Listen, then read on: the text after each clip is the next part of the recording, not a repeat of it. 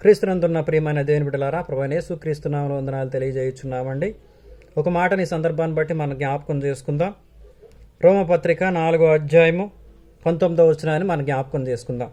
రోమపత్రిక 4వ అధ్యాయము 19వ వచనాన్ని మనం జ్ఞాపకం చేసుకుందాం. క్రీస్తునందు ప్రియమైన దేవుని బిడ్డలారా, మరియు అతడు విశ్వాసమందు బలహీనుడు కాక రమారమి 100 ఏండ్ల వయసు గలవాడై ఉండి అప్పటికి తన శరీరము మృతతొలివన్నట్లుగా శారా గర్భము మృతతొలివన్నట్లుగా ఆలోచించెను. దేవుడు సెలవిస్తున్న మాట ఇక్కడ.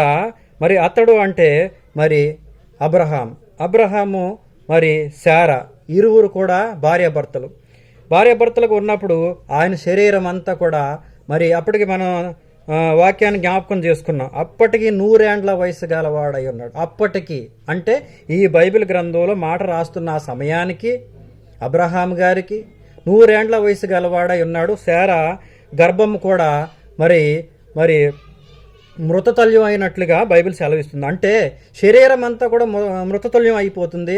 శరీరం అంతా కూడా మరి మార్పు చెందింది.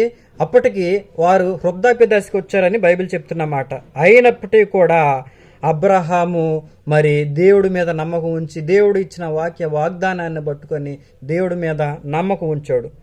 గర్భము శరీరం ఒకటే కదండి, గర్భము కూడా మృతతుల్యం అయినట్లుగా ఆలోచించాను. ఎవరో మానవ స్వభావంతో ఉన్న మరి శారా అవ్వచ్చు, లేదా మరి అబ్రహాము మరి విశ్వాసులకు తండ్రిగా ఉన్నాడు. దేవుని బిడ్డలారా, ఇక్కడ మనం నేర్చుకోవాల్సింది 100 ఏండ్ల వయసు గలవాడై ఉన్నప్పటికీ కూడా గర్భాన్ని ధరించింది ఎవరో శారా.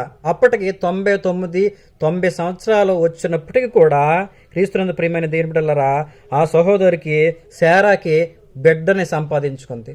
ఎందుకంటే దేవుడు వాగ్దానం చేశాడు అబ్రహాంకి, అబ్రహాం నిన్ను ఆశీర్వదిస్తాను, అబ్రహాం నీ భార్యను ఆశీర్వదిస్తాను, అబ్రహాం నిన్ను నీ కుటుంబాన్ని నేను ఆశీర్వదిస్తానయ్యా అని చెప్పినప్పుడు ఏమాత్రం కూడా విశ్వాసంలో బలహీనుడు కాలేదు అని బైబిల్ సెలవిస్తున్నామట. ప్రియ దేవుని బిడ్డలారా, ఆయన ముసల వయసుకు వచ్చినప్పటికి కూడా బిడ్డను సంపాదించుకున్నాడు. ఆయన దేవుడి మీద ఉంచిన నమ్మకం. క్రీస్తునందు ప్రియమైన దేవుని బిడ్డలారా, మనము కూడా అబ్రహాము వలె మనం దేవుడి మీద నమ్మకం ఉంచినట్లయితే గనక దేవుడు మనల్ని ఆశీర్వదిస్తాడు. ఈ కొద్ది వాక్యం దేవుడు దీవించునుగాక. ఆమేన్.